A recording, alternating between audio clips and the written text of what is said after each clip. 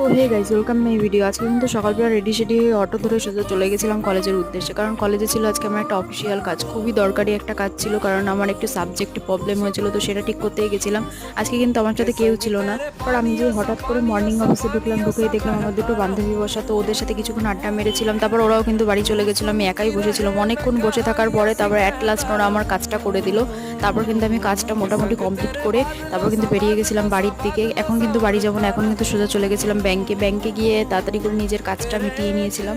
মিটিয়ে নিয়ে আমি কিন্তু বাড়ি এসে দেখি মা গরম গরম বিরিয়ানি করেছে, আর দেখে লোভ সামলাতে না পেরে আমি কিন্তু নিয়ে বসে পড়েছিলাম। তারপরেই দেখো এখানে কত কিছু দিয়েছিল, মাংস, ডিম, এমনকি পনিরও দিয়েছিল। বিরিয়ানিটা খেতে কিন্তু খুবই ভালো হয়েছিল। যাই সারাদিন কিন্তু অনেক জার্নি হয়ে গেছিলো, তো খুবই কষ্ট হয়ে গেছিলো। বাড়ি এসে এত সুস্বাদু একটা খাবার পেয়ে আমার মনটা কিন্তু খুবই খুশি হয়ে গেছিলো। তো তোমরা কারা কারা আমার ভিডিও কোথা থেকে দেখছো অবশ্যই কমেন্ট করে জানিও। আর আজকের ভিডিওটা এই পর্যন্তই, অবশ্যই সাবস্ক্রাইব এবং লাইক করে পাশে থাকো। তো চলো, টাটা, বাই বাই।